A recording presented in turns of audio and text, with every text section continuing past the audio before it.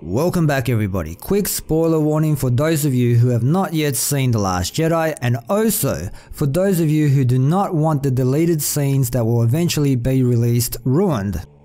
Okay, here we go. One of the first observations made about a scene that mysteriously did not make it into the final cut was this one of Rey running with her lightsaber drawn. This scene was also theorized to be part of Kylo Ren's storming of the island with his Knights of Ren, which, as you all know by now, was bogus. It did not happen. So today we'll be looking at an article over at slashfilm.com that goes into detail about what was cut out. Link in the description. Luke Skywalker's last lesson to Rey. I guess he did give all 3 lessons. One of the biggest deleted scenes involves another lesson Luke Skywalker gives to Rey, taking place chronologically after they talk inside the cave where Luke mentions Darth Sidious. Rey notices boats arriving at the island, and there appears to be a big fire from where they're landing. Luke tells her that it is a group of bandits who regularly come back to the island to plunder and kill the caretakers. Rey is very concerned and wants to help them, but Luke tells her that if you help them now, the raiders will come back stronger and it will make things worse in the future. He asks Rey if she is always going to be here to protect them, saying that a true Jedi Knight would do nothing and would only act to maintain balance, even when people get hurt. Rey, furious at his reasoning, ignites her lightsaber and runs really fast, a force-powered run that we glimpsed in one of the featurettes about the making of the film. She runs over rocks on shallow water and bursts through a door with her saber into the village square, ready for battle. Luke yells for her to wait, but she doesn't stop. She is surprised to learn that it's not a raiding party, but an actual party with caretakers celebrating and swinging glow sticks.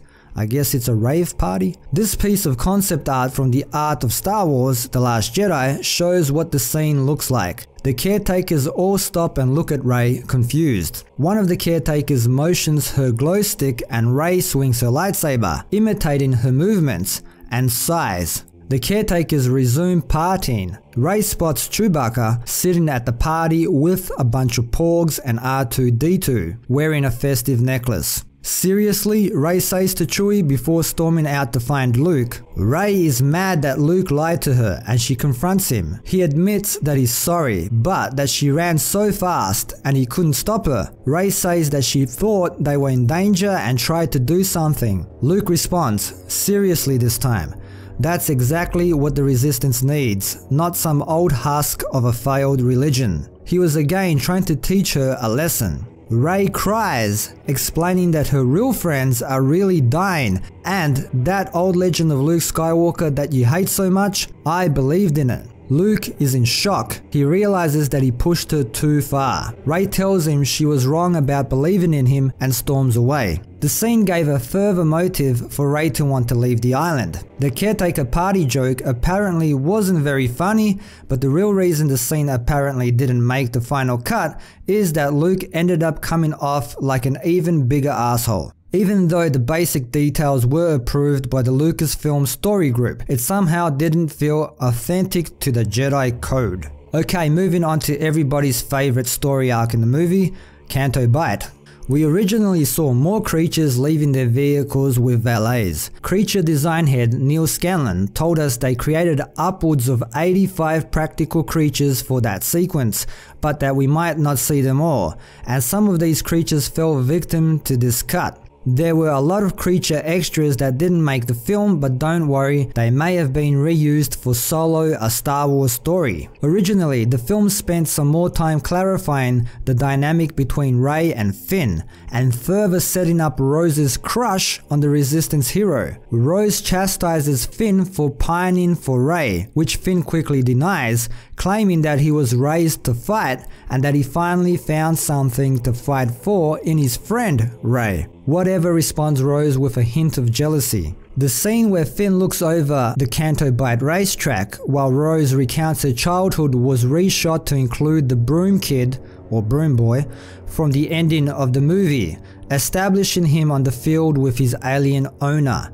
In the original scene, Rose's story of her childhood was a bit tamer, and Finn shared his backstory with her, revealing a further connection between the two characters, that they both had family members taken by the First Order. Most of the sequence was reshot, so did Finn have a sibling who was also taken by the First Order? The chase scene through the casino under Thathiers was a lot longer, including a funny sequence where they crash through a bathhouse and disrupt a practically created alien creature, who is swept up into the air and loses his bath towel. While they never shot the sequence this way, the original costume tests for Finn and Rose in the sequence had them sneaking in using lavish tux and dress costumes as disguises. They decided to do away with this disguise as they already had another moment in the film where the duo go undercover on the First Order ship. Moving on to Snoke's ship, the Supremacy. On the First Order ship, there was an extra shot of Finn arranging their First Order uniform disguises on an elevator before they walk out with BB-8 in the trash can. Finn tries to flatten Rose's hair, but it keeps curling up. A First Order officer follows them and they quickly head to another elevator. They frantically push the button to close the door, which takes forever, and they nearly get caught. Actor Tom Hardy originally had a cameo as a First Order stormtrooper in this sequence. A group of stormtroopers get in the elevator and our heroes are nervous that they are going to get caught. One of the stormtroopers slowly turns to Finn and gives him a look. Finn turns around in his Imperial officer uniform and asks him what his problem is. The stormtrooper, played by Hardy, with a southern accent says, "I know who you are. FN 2187. Damn boy, I never took you for officer material." The tension is cut by the reveal that the two grew up together, but the troopers are somehow unaware of FN's treason. While Finn's act of desertion is a legend in the Resistance, maybe the First Order hid that information from their army so others might not get the same idea. This scene could be where Prince William and Prince Harry shot their cameos as stormtroopers, but we were unable to confirm. Later in that same sequence, after it is revealed that Benicio del Toro's DJ has sold out Finn and Rose, there was originally a funny exchange where Rose yells, "How could you?" to which DJ rolls his eyes and scoffs, "I'm sorry, I turned out to be exactly what I said I was." Phasma originally had another badass moment. I can't remember her first badass moment. The scene took place chronologically after she battled Finn on Snoke's ship, right after he smashes the hole in her helmet. A group of stormtroopers corner Finn and he tries to get them on his side, saying that they can join him and escape Phasma's grasp, just like he has. Finn says that she's really a coward who sold out the codes to Starkiller Base. He pleads with the First Order squad to escape with him. The stormtroopers all look at each other and in a moment borrowed from a Sergio Leone western, Phasma pulls out her blaster and guns down all 6 or 7 stormtroopers herself before they have any time to react. It felt like a tribute to a classic western shootout, but for whatever reason it didn't feel right in that moment of the movie. Admiral Holder reshoots. Other reshoots involved Laura Dern's character Admiral Holder, who was originally way more condescending to Poe, calling him honey and flyboy. Her character and story arc remained the same, but they made her character a little bit less abrasive so that audiences could come around to her character later in the film. If you watch some of the over-the-shoulder shots of her in the film, you can clearly see that her lips are not moving to her ADR'd dialogue. ADR stands for Automated Dialogue Replacement. And there were some more scenes between Poe and Finn, basically of Poe catching Finn up to speed about all that had happened up to that point. So interestingly enough, no extra Snoke throne room material. Nothing to really clue us in about his origin, which I find kind of disappointing. But yeah, 3 hours and 10 minutes would have been way too long. Some people think that 2.5 hours was overdoing it as well.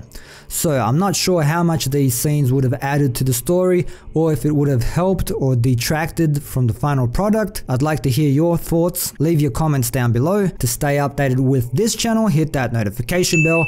Thanks for dropping by and for your continued support. Don't forget to like, share, sub and all that good stuff. And until next time, see yous.